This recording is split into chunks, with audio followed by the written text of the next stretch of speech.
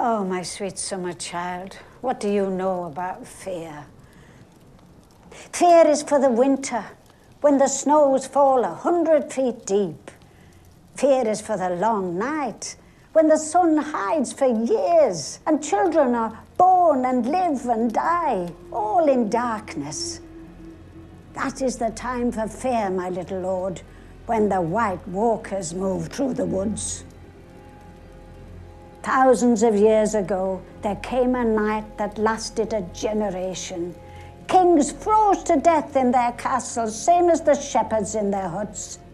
And women smothered their babies rather than see them starve, and wept, and felt the tears freeze on their cheeks. So is this the sort of story that you like? In that darkness, the White Walkers came for the first time. They swept through cities and kingdoms, riding their dead horses, hunting with their packs of pale spiders, big as hounds. What you telling him now? Only what the little lord wants to hear. Little is known about the White Walkers, where they come from, what they want, and why they hate humanity. What we do know is that they murder innocent people, resurrect those people from the dead, reproduce by transforming innocent babies into White Walkers, and have amassed an enormous army of undead wildlings and former men of the Night's Watch. Basically, the people of Westeros are fucked. The White Walkers possess many magical powers. The scope of their magical abilities is unknown, but they have shown the ability to manipulate ice and cold weather. Whenever they approach, a cold storm follows. They wield spears made out of ice that shatter the steel of any sword they come in contact with. They also possess super strength and can effortlessly throw a grown man several feet. But their most famous ability is resurrection. White Walkers can raise people from the dead and then add them to their ranks. These resurrected dead are called Whites, who have no control of their actions and act as foot soldiers in the army of the dead. Now, the White Walkers do have some weaknesses. They can be killed by swords made out of Valyrian steel, and even dragonglass is shown to be deadly when used against them. Both Valyrian steel and dragonglass are in short supply, since they were originally made with the help of dragonfire. George R.R. Martin has described the White Walkers as beautiful, inhuman, elegant, and dangerous, suggesting there is a humanity to them. They are shown to possess a form of language that is described in the books as ice crackling. They have a humanoid appearance and are described as flesh and bones, with ice running through their veins. It is likely that they have some sort of civilization far north in the land of Always Winter. In Season 4, Episode 4, Oathkeeper, a White Walker is shown carrying Craster's last son north of the wall to an ice palace. This ice palace could act as a place of worship or sort of a home base for the White Walkers. This episode also marks the first appearance of the Night King, the apparent leader of the White Walkers. The Night King has been described by showrunners David Benioff and D.B. Weiss as a force of destruction, the personification of death coming for everyone in the story. On the outside, the White Walkers are truly horrifying. They appear to be brutally vicious ice demons who murder and then resurrect everyone in their path. As we move towards the grand finale of Game of Thrones, many people believe that the North and South will unite in the fight against the White Walkers and save Westeros. Jon will lead the attack, given his experience with the Night's Watch, and with the help of Daenerys and her dragons, the White Walkers will be defeated once and for all. It's a great storybook ending. Our heroes unite and defeat the enemy. But what if it's not that black and white? Game of Thrones is a show that has subverted the major cliches of most fantasy epics. George R.R. Martin was heavily influenced by J.R.R. Tolkien, but he's been critical of authors who imitate the good versus evil themes found in the Lord of the Rings series, the climactic battle where good triumphs over evil. He describes the wars in his books as morally complex, which is clearly obvious. I still don't know who I was rooting for during the battle at the Blackwater. Quoting one of his famous authors, William Faulkner, Martin believes that the only thing worth writing about is the human heart in conflict with itself. We've seen this personified in characters like Jaime Lannister, Daenerys Targaryen, and even Arya Stark. How many times have you heard someone say, I used to hate Jaime in Season 1, but now he's my favorite character? Go on any Game of Thrones subreddit or comment section, and you'll find fans debating whether Daenerys is a righteous queen or an authoritarian nutjob like her father, the Mad King. Most characters in Game of Thrones fall in between the moral spectrum of good versus evil. Why would the White Walkers be any different?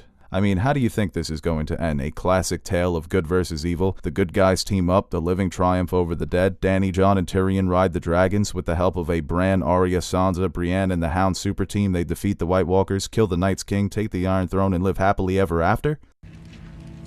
If you think this has a happy ending, you haven't been paying attention. In this video, I propose the idea that the White Walkers aren't just mindless killing ice demons hell-bent on Westerosi genocide, but living, breathing, intelligent creatures that wage war for a purpose. Whether it be revenge, betrayal, survival, or conquest, the White Walkers fight for something. The question is what? I don't think this is going to be the classic tale of good versus evil, the living versus the dead. I think there's a side to this story we haven't heard yet, and in order to know what the White Walkers want, we must see this story from their perspective, which is almost impossible since we know so little about them, but we can look to the past for answers. 12,000 years before Robert's Rebellion, the continent of Westeros was occupied by two groups, the First Men and the Children of the Forest. For thousands of years, the First Men and the Children fought for control of the western continent. After fighting to a standstill, they eventually came to an agreement called the Pact, which was signed on the Isle of Faces. The Pact stated that the First Men would have domains to all open lands, fields, shores, and mountains, while the forests would be the domain of the Children. For 4,000 years, the two races coexisted in peace, with the First Men converting to the religion of the Children, worshipping the old gods of the forest. About a couple hundred years after the pact was signed, the First Men and the Children of the Forest came under attack from the White Walkers for the first time, a race of ice demons from the far north of Westeros. It is unknown why the White Walkers attacked the first time, and nobody truly knows how they were defeated. According to myth, the White Walkers were defeated by a last hero of the First Men. When the long night fell upon Westeros for the first time and the White Walkers invaded, the last hero and his companions went in search of the Children of the Forest, with the belief that the children's magic could help destroy the White Walkers. The last hero was the only survivor, and after fending off attacks from giants, whites, and the Walkers, he finally reached the Children of the Forest and gained their help. The Night's Watch was formed and the Walkers were defeated in what became known as the Battle for the Dawn. The war was over, the Walkers retreated to the far north of Westeros, and the Wall was built. Legend has it that with the help of the Children of the Forest, Bran the Builder, the founder of House Stark, built the wall to protect Westeros should the Walkers ever return. The wall is described as 300 miles long and approximately 700 feet high, and according to legend, the wall has old spells woven into it that keep the Walkers from passing it. But in reality, it probably wasn't made by man. They say that the wall was constructed by carving giant blocks of ice out of the frozen lakes in the haunted forest. They used sledges to transport the ice blocks and stack them one on top of another. Even with the help of giants and the Children of the Forest, the wall would have taken hundreds, possibly thousands of years to build, and according to legend, the wall was built shortly after the Battle for the Dawn. Now, wouldn't it make more sense if the White Walkers built the wall, since they kind of control ice? I mean, the Children of the Forest are children of the forest. They possess magic, but that magic is related to the earth and the weirwood trees. Their magic doesn't allow them to manipulate ice. The wall is a massive structure and would have taken thousands of years for men to build it on their own.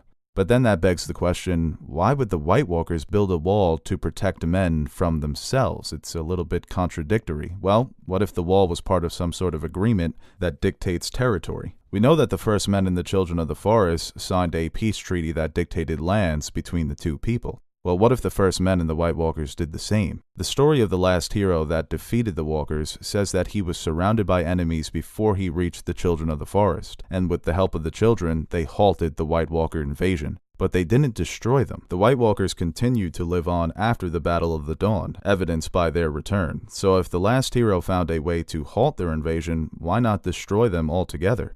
What if the First Men and the Walkers came to an agreement, similar to the First Men and the Children thousands of years ago, with the wall acting as a designation of land rather than a form of protection? The First Men would continue to control the lands south of the wall, and the White Walkers would be entitled to all the lands north of the wall, since, they do well in the cold. Now, I know what you're saying. It seems impossible that men and White Walkers can come to an agreement. How would this even come to fruition? Well, in comes the Night's King. Not to be mistaken for the Night King, the Night's King is the story of the 13th Lord Commander of the Night's Watch. After the construction of the wall, the Night's Watch was formed. The Night's Watch was once made up of great warriors and knights who would defend the wall should the White Walkers ever return. According to legend, the 13th Lord Commander of the Night's Watch fell in love with the White Walker and named her his bride. He named himself the Night's King, and together they ruled over the Wall for 13 years, enslaving the men of the Night's Watch and performing human sacrifices. He was eventually defeated by Joramun, the king beyond the Wall, and Brandon the Breaker, the king of the North. Now, some people believe that the Night's King wasn't just the 13th Lord Commander of the Night's Watch, but he was a Stark, and that his marriage to a female White Walker was part of the pact between the First Men and the White Walkers. In order to keep the peace between these two worlds, a marriage could have been arranged between a Stark and a White Walker, in this case, the Night's King and his bride. A marriage between two noble houses is a very popular tradition in Westeros. It's used to build alliances and keep peace between two great houses. In Season 1, Robert Baratheon and Ned Stark agreed to join their houses by marrying their son and daughter, Joffrey and Sansa, and believed that their marriage would keep the peace between the North and the South. That obviously didn't work out, and neither did the marriage between the Night's King and his bride. He was disposed of, and the Night's Watch destroyed all known records of his 13-year rule. People have also speculated that the Night's King wasn't the 13th Lord Commander of the Night's Watch, but he was the first and only Night's King. Together, he and his bride ruled over the demilitarized zone that lies between Westeros and north of the Wall itself. They ended up taking the Nightfort as their seat. The Nightfort is a point of interest because it is the oldest castle on the Wall. It was built shortly after the Wall's construction. In the current day, the Nightfort is no longer manned, due to the dwindling numbers of the Night's Watch, but some believe that it holds a great secret of the Night Watch's history. Now, according to the myth, the Night's King and his bride were making human sacrifices at the Nightfort, most likely to the White Walkers. We learn in Season 3 that the Nightfort has a secret passageway that leads under the Wall, so it makes sense that they would choose the Nightfort as their seat. It's easy access beyond the Wall. The only character that we know for certain makes sacrifices to the White Walkers is Craster. He sacrifices his infant sons, and the White Walkers leave him in peace. What if the human sacrifices by the Night's King and his bride were part of the pact between the First Men and the White Walkers? From what we know, it looks like the White Walkers can only reproduce by turning infant babies into White Walkers themselves. George R.R. Martin has referred to them in the past as unborn but always living. It is proven by Craster that if you offer them sacrifices, they will spare your life. Of course, this probably didn't sit well with the original men of the Night's Watch. From the perspective of the Night's King, he was only trying to keep the peace between two enemies that had fought viciously against each other for years. From the perspective of the Night's Watch, forming a peace with these superpowered magical beings could one day lead to them returning and conquering Westeros. The Night's King was trying to keep a peace between these two warring worlds, but he was killed all the same. Remind you of someone?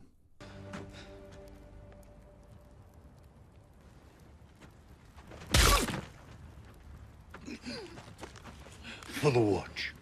So in essence, the pact between the First Men and the White Walkers would contain three main clauses. No men are allowed north of the Wall, and no White Walkers are allowed south of the Wall. A Stark will wed a White Walker in order to keep the peace, and the occasional human sacrifice will be made to ensure the survival of the White Walkers as a species. 8,000 years after the first Long Night, the treaty has been broken. Hundreds of thousands of men are living north of the Wall. The human sacrifices to the White Walkers have ended, except for Craster and his babies, and the Starks no longer rule Winterfell. Not only do the White Walkers feel betrayed by man, but also threatened. The one thing that is a threat to their existence has returned to the world. From the very moment those dragons came into the world, we as fans have expected a deadly confrontation between the worlds of ice and fire. This is where Jon Snow comes in. The White Walkers' sightings began sometime near the end of Robert's Rebellion, which also coincides with the birth of Daenerys Targaryen, Robb Stark, and Jon Snow.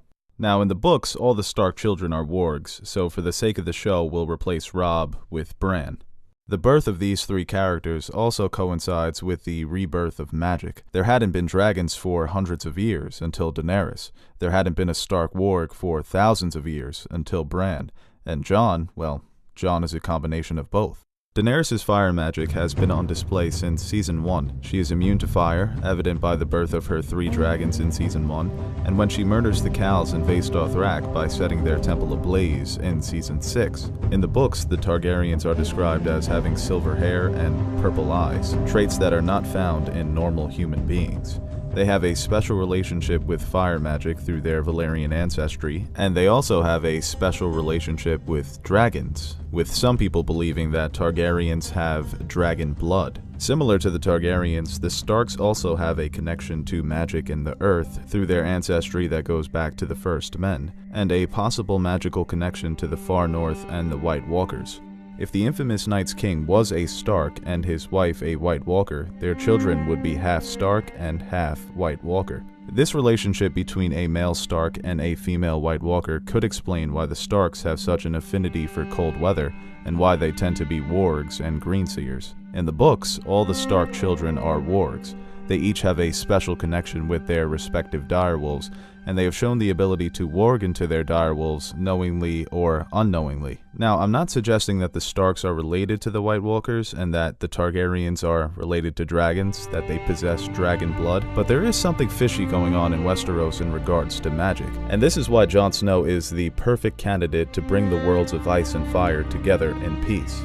For an entire season, and in the case of the novels, an entire book, Jon Snow acts as a negotiator between the Night's Watch and the Wildlings. Mance Rayder tells Jon that he united the Wildlings because he didn't want to see his people wiped out during the Long Night. But the Night's Watch can only see them as wildling invaders, enemies. Jon Snow acts as a mediator between the two groups. He tries to convince the Night's Watch that if the Wildlings are left beyond the wall, they will be slaughtered and added to the army of the dead.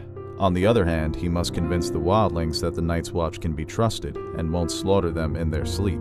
He succeeds for the most part, until he's killed. What if Jon plays the same role during the Long Night, acting as the bridge between the White Walkers and the people of Westeros, uniting both sides to fight against the true enemy of both, Daenerys Targaryen, the mother of dragons?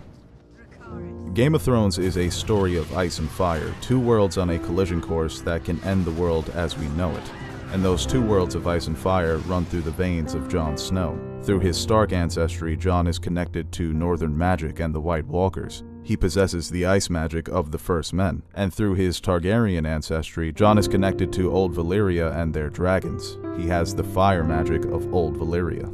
He is the perfect candidate to bring peace to both worlds. Is it coincidence that his father Rhaegar Targaryen, a man obsessed with prophecy, had a child with a Stark woman? Rhaegar believed his third son would be the prince that was promised, and by birthing a child with Lyanna Stark, Rhaegar gave life to the living, breathing Song of Ice and Fire, and quite possibly the only chance of uniting both worlds and bringing peace to Westeros. So in conclusion, I don't think the Night King is a Dark Lord whose only ambition is absolute destruction. George R.R. Martin just doesn't create one-dimensional villains like that, unless that villain is Joffrey or Ramsay, but you know, they're awesome. I see the Night King as a scarier, more powerful, and less forgiving version of Mance Rayder.